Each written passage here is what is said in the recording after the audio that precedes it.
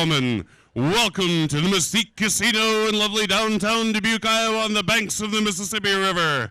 This is Pinnacle Combat number 6, Lights Out. Are you guys ready for some action tonight? We've got 2 title fights for you. We have our inaugural welterweight title, and Brian Garrity will be defending the lightweight championship later on. We would like to thank our many sponsors this evening. We'd like to thank our host, the Mystique Casino, also hosting our after party. We have several new sponsors: Rough House Training Center in Dubuque, Iowa, Montgomery Trucking Incorporated from Galena, Illinois, Econo Lodge Inn and Suites, Calmus's Break Time Grill and Spirits, and Woody's Show Club in Cedar Rapids, Iowa. We'd also like to thank our many returning sponsors: Willis Computer Solutions, Aroma Coffee Bar, Top Notch Plumbing, Heating and Electrical, Harley Davidson of Dubuque and Harley Davidson of Galena, Illinois, Sandy Hook Tavern, site of our karaoke contest, and of course, Gary's Tattoos and Piercings in downtown Galena, Illinois. In business for over 20 years, today is a good day to get poked at Gary's. Many people have made this possible tonight. Of course, the president of Pinnacle Combat, Harry McGlaris, our referee, Brian Besler, judges Fran Bresson, Justin Brown, Emily and Dan, and of course, none of this would be possible without our lovely ring girls, Kelsey and Jessica. Also sponsored by Gary's Tattoo in Galena, Illinois. Come on up here, ladies. Let everyone see what the fuss is about. This is what I'm talking about. Thank you, ladies. And now, without further ado, we will begin Pinnacle Combat number 6, Lights Out. Our first fight of the evening is brought to you by Calmus's Break Time Bar and Grill in Dubuque, Iowa. Good evening and welcome to the Mystique Casino. We are outdoors in the parking lot on a gorgeous October evening. Rob Spangler, joined by Nick the Cowboy from Helmaren, and Tommy Dack to bring you Pinnacle Combat 6 Mixed Martial Arts here at the Mystique Casino. It is lights out, and we have 2 headline co-main events. And Nick, I'm going to start with you. Boy, you have to be excited about this fight card, especially when we've got 2 main events. Yeah, absolutely. 2 title fights tonight. You got Brian Garrity coming back from about the craziest title fight I've ever seen. It was the inaugural 155 title fight here with his come from behind win over John Strawn. And then now we're bringing in Jason Pierce, who was on the Ultimate Fighter TV show against one of my former teammates, Bo Loffridge, crown our first welterweight champion. So great night of fights tonight. Let's get this going. And now let's send it to our ringside announcer, Mitch Scott. The first fight is brought to you by Calmus's Break Time Grill and Spirits. In the blue corner, from the gym in Dubuque, Iowa, wearing the black trunks, standing 6 feet 2 inches tall, weighing 180 pounds, from Rudyard, Montana, Corey Falk. And from Team Roughhouse, standing 6 feet 3 inches tall, weighing 185 pounds, sponsored by Gary's Tattoo, from Dubuque, Iowa, Jamie Tigges.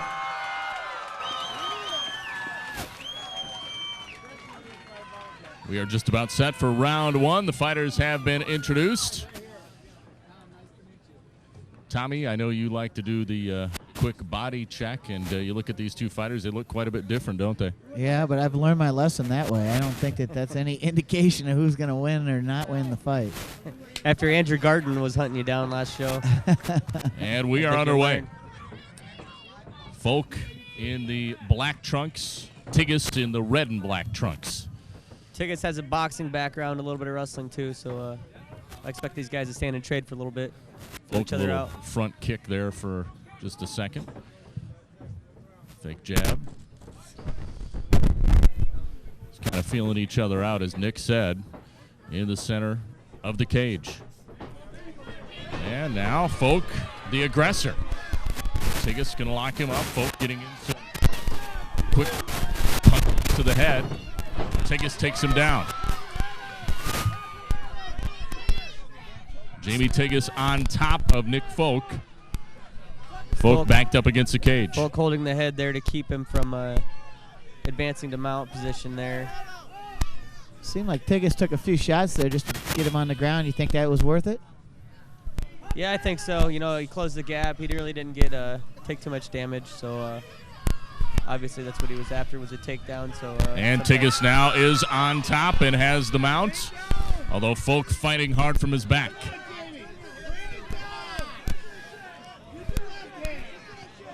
Fighters jockeying for position right now, but Tigges on top. Now he gets a shot in against Folk.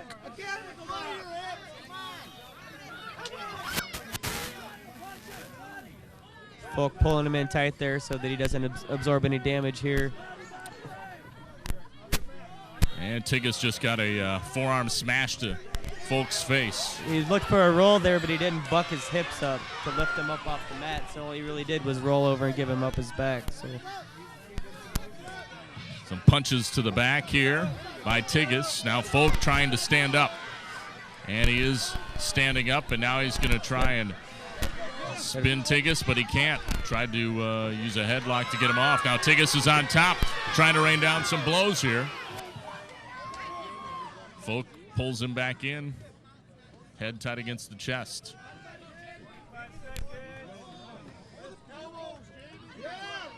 Right now, a whole lot of wrestling going on, not a whole lot of blows just yet. Well, Tigges lands a pretty nice shot right there to Folk's face. Held him down with that hand on the throat called the rape choke, and landed a punch with the other hand. Folk trying to roll once again. Tigges, though, again controlling on top. 20 seconds. Tigges tries an elbow now to Folk's head. And a lot of hand fighting going on there. They're both trying to control each other's wrists, so and there Tigges gets a couple shots in. Tigges landing some blows from on top. Folk right now just trying to block, but Tigges is getting some good shots in, and he's saved. Yep. Folk is saved by the horn. Tigges is okay, but he was taking some damage at the end of round one. Yeah, you know, he was getting hit, and he looked like he was absorbing it all right. Referee, you know, might have stepped in there in a few seconds, so help me out, Nick. Give me 30 seconds on gloves versus no gloves. What are we talking about? I'm talking about the one. Tigges is wearing the gloves. I mean, what impact does that have? Is it just basically to protect his hand? I can't imagine that getting punched with a bare fist can't do more damage than getting punched with gloves, but maybe I don't know what I'm talking about. Yeah, the gloves they fight in they're like a 4-ounce grappling glove that's similar to what an NFL lineman would wear. Obviously not exactly the same thing, but allows you to grab. And back in the old days when they were fighting gloveless, they broke a lot of hands, you know, and it's just like you're ending fights over a broken hand when really nobody's that hurt. Let's watch a little replay here. This is Tigges raining down some blows right at the end of round one. And if you had to score round one, certainly it would go in Tigges' favor, right, Nick? Yeah, definitely. And, you know, I mean, he controlled him. He had him mounted for half the round, landed some damage. You know, I could see a judge giving a 10-8 round there. I probably wouldn't myself. Once again, the body shape deceiving, isn't it, Tommy Nack? Well, Tigges seems to have a big crowd here, too. Other than that, you know, I hear a lot of yelling and screaming whenever anything positive happens for him. It's kind of a different atmosphere tonight because it's an all-ages show, you know, so maybe you do have more, you know, teenagers in here that are liable to be more vocal. And we are set. Round two is underway. Once again, it's Jamie Tigges versus Corey Folk. Tigges in the red and black trunks, Folk in the black trunks. And Folk getting some kicks and punches in the stand-up game. I would assume Folk doesn't want to get back to the ground with Tigges. Yeah, he needs to circle out of here and keep striking. You know, was landing some good leg kicks there, threw some hands. Tigges trying some knees to the midsection. Now Folk. Again, Folk has Tigges pressed against the cage, lands a nice knee to the midsection there. And tries another knee. As you look at Folk, he's dug in on Tigges' trunks, has a good hold on the trunks. Now Tigges trying for a takedown, is locking in on the leg. The left leg of Folk, trying to take him down. That's where he wants to take this match. Yeah, if he can get his head out there, pressure in, push him into the cage, and then peel his legs out from under him, you can drag him down the cage. And the cage basically, and now he takes down Folk. It keeps the guy from sprawling, which is the defense, a double leg takedown like that. Tigges on top, slamming Folk against the mat. Beautiful night here October evening at Mystique Casino, Pinnacle Combat 6. Rob Spangler and Nick the Cowboy from Hell Marin, along with Tommy Knack. Our first bout of the evening, this amateur bout. And Corey Folk right now underneath Jamie Tigges, who has been controlling since round 1. We're in round 2. Looks like Folk is trying to keep Tigges locked down, but Tigges is trying to get his head out. Now he does, and he's going to try and rain down some punches, which he did successfully in the first round. Folk able to spin away, not suffer too much damage. But Tigges again clearly in control. He keeps spinning to his side there, so it's making it difficult for him to get punched, and then as well as not giving up his back to give up the choke. Just kind of putting him at a standstill. Now he's mounted again. Tigges right taking now some damage. Raining some punches down on Folk. Folk is wearing down. You can just see it. Tigges looks tired too, though. He's getting hit there. He's still, he's still moving around. He's still trying to avoid the punches, even though he's definitely not. I mean, they're landing. Yeah, Tigges is fatigued as well. There's a mouthpiece went out. That's never a good sign. Folk is now getting railed. He's done. Oh. And Folk is now, it's going to be Tigges declared the winner. Folk not agreeing with the stoppage. That was perfect timing there by Brad Wrestler. A little bit sooner, he'd have stepped in. He definitely was still, even though he was taking damage, he was still trying to react. I thought I actually heard a tooth on that last one. You could just hear the crunch. It was a good shot. So we have a stoppage in round number 2 at the 2:42 mark, and the winner is Jamie Tigges. Let's send it out to our ringside announcer, once again, Mitch Scott, standing by.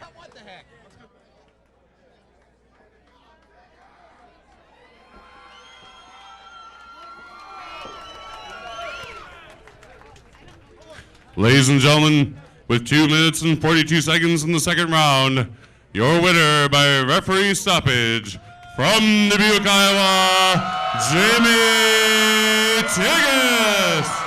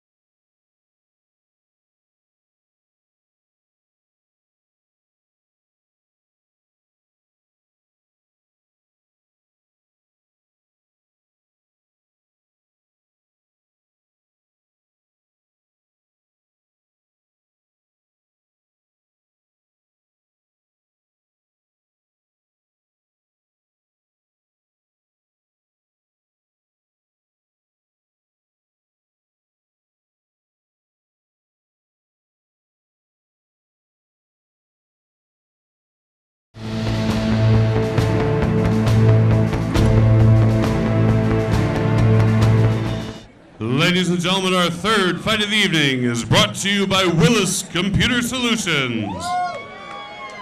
In the blue corner, wearing the black trunks, from Hit Squad MMA, standing 5 feet 10 inches tall, weighing 145 pounds, from Cedar Rapids, Iowa, Cody Fisher. And from Team Death Punch MMA, Rough House Training Center in Dubuque, Iowa, standing 5 feet 9 inches tall, weighing 145 pounds, from Livingston, Wisconsin, Hunter Bergen. Well, we can see who the crowd's pulling for.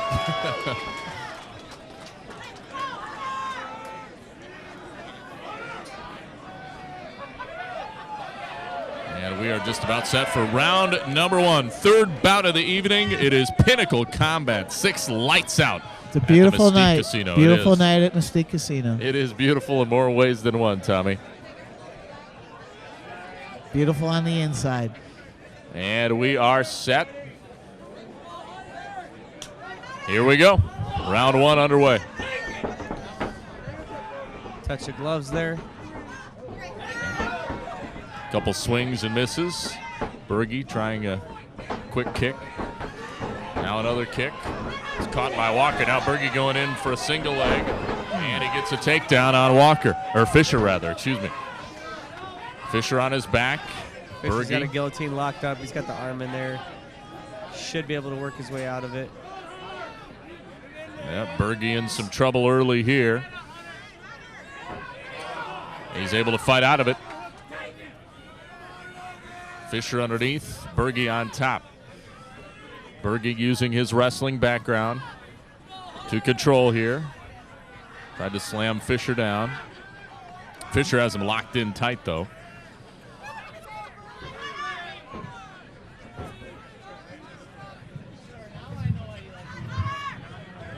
Fighters just kind of locked on top of each other. Cody's controlling him really good with that guard. He's got double overhooks to keep him from getting punched. He's closed his guard up, scissoring the body a little there. By closed guard, I mean that he has his feet locked. Berge kind of standing up. Now he's back down to a knee.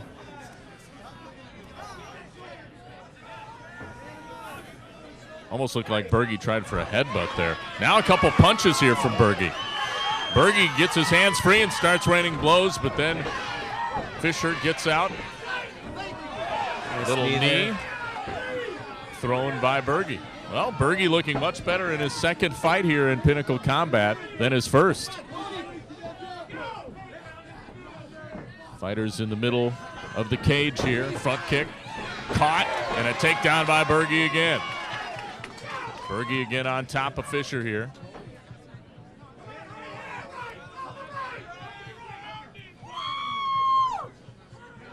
Fisher putting his feet on the cage, as you can see. Using that as leverage. Berge still on top, controlling.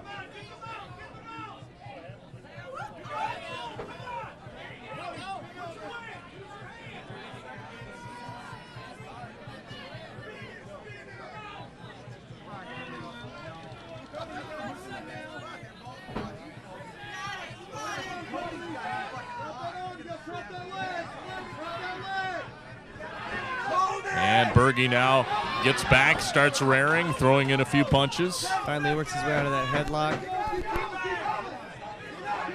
Big roll by Fisher that only wound up giving up his Berge. back. Is that it? Berge chokes him out. Slapped on a quick rear naked choke there, and that was game Just over. like that, Hunter Berge gets his first win for Pinnacle Combat. Wow. Nothing Well, on my sleeve. I think we can conclude Hunter Berge certainly a much improved fighter since his last bout. Yeah, you know, it's good to see him get a win. It's not like he looked bad the last fight either. He's just a tough kid, and lots of tough fight then, and good to see him come back and get a win here for us. Now let's send it to ringside announcer Mitch Scott with the decision. Ladies and gentlemen, with 2 minutes and 59 seconds in the first round, the winner by tap out from rear naked choke, from Livingston, Wisconsin, Hunter Berge.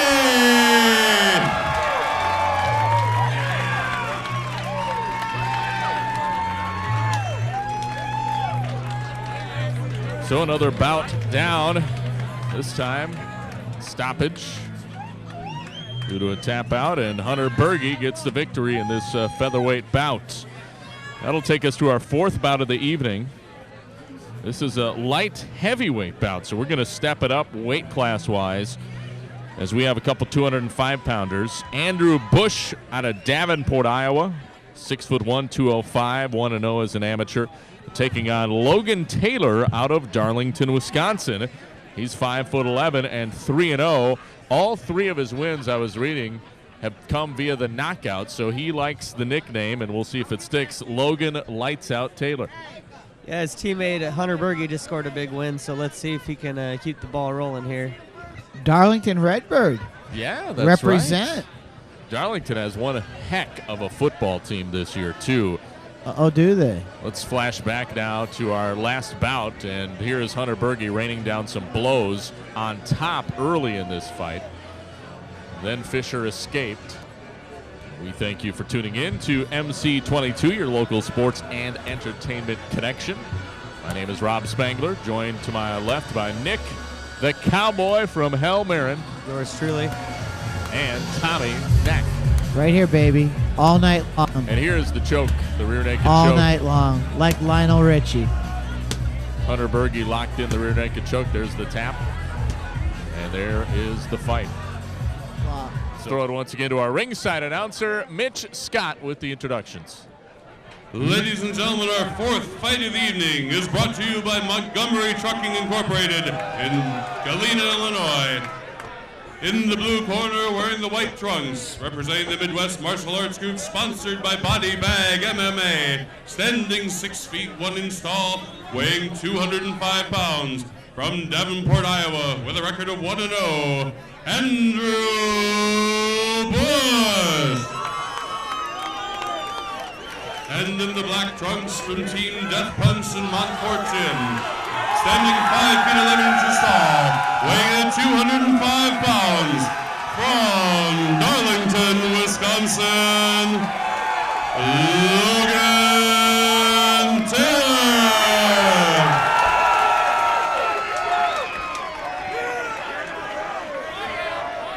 Does anybody know what round it is? Well, there's a handy placard being walked around the inside of the cage right now. I don't know if you're watching it. For once, Tommy's not sizing up the dudes' physiques in the cage. Finally. Oh, thank God we have an editor. We are set. This is going to be a good fight. I can feel it. Round one, light heavyweight bout. Logan Taylor, Andrew Bush, and here we go. Bush in the white trunks, Taylor in the black trunks. It's two young bulls charging at each other. Yep, look pretty even. Taylor gets backed against the cage and taken down. Oh. And Taylor takes down Bush now. Tries to get a quick punch in. Bush has Taylor backed up against the cage. These are big boys. This isn't fake, I'm going to tell you that. Man.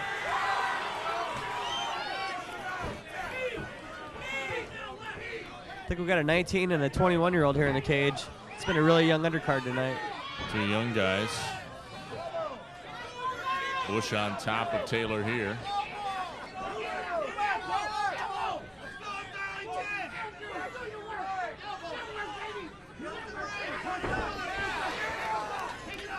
There, Taylor used the cage to get away from Bush for a moment.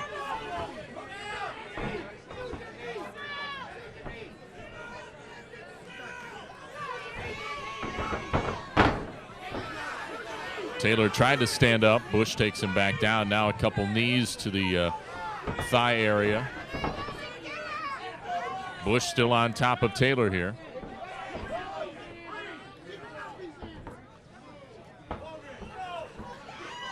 Lots of amateur wrestling going on in this match here. Couple knees. Into the short ribs. being implemented by Andrew Bush. Bush raining down some knees to the body. Put one of those in the right spot, it'll crack some ribs and end the fight. One quick strike. Taylor again trying to get up. Bush won't let him. That's tight. And now Bush locks in the choke, and he gets the win. Yeah, that guillotine choke was just tight as soon as he slapped that on. Andrew Bush wins via the guillotine choke in round 1 over Logan Taylor. Well, there was some strength out there in that fight. You could just feel the power in both those guys. They're so thick. Tough first loss for Logan Taylor. No doubt about it. As our ringside announcer, Mitch Scott, getting set to make his way to the cage. And let's send it out to Mitch Scott right now with the decision. Ladies and gentlemen, with 2 minutes and 4 seconds in the first round, your winner by tap out from Davenport, Iowa, Andrew Bush!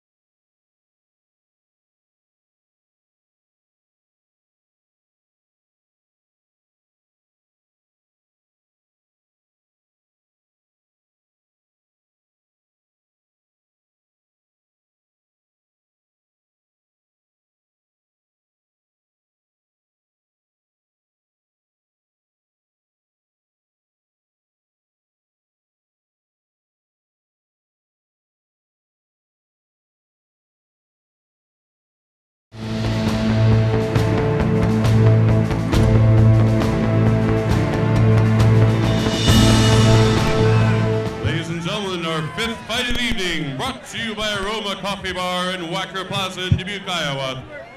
In the blue corner, wearing the white trunks, from Southeast Side Boxing and Hit Squad MMA, standing 5 feet 7 inches tall, weighing at 145 pounds, with a record of 3-1, from Cedar Rapids, Iowa, Jeff Bates. And in the red corner, representing Team Death Punch and Team Roughhouse, standing 6 feet tall, weighing 145 pounds, with a record of 5 wins and 1 loss, from Livingston, Wisconsin, TJ Berge.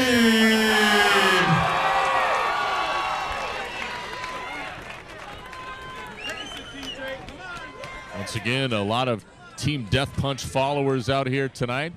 So TJ Berge has the crowd advantage. We'll see if he can convert that into a victory.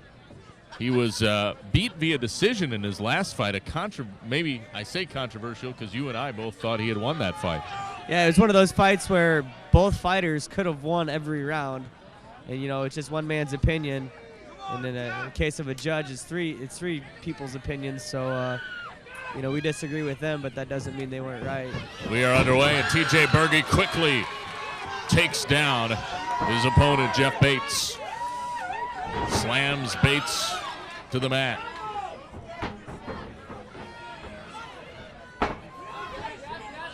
Berge on top. Bates underneath.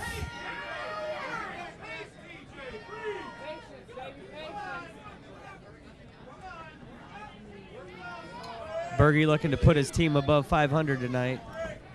They're 1-1.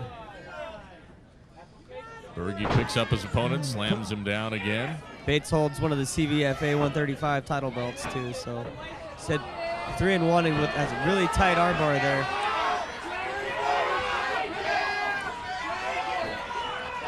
TJ's arm locked in.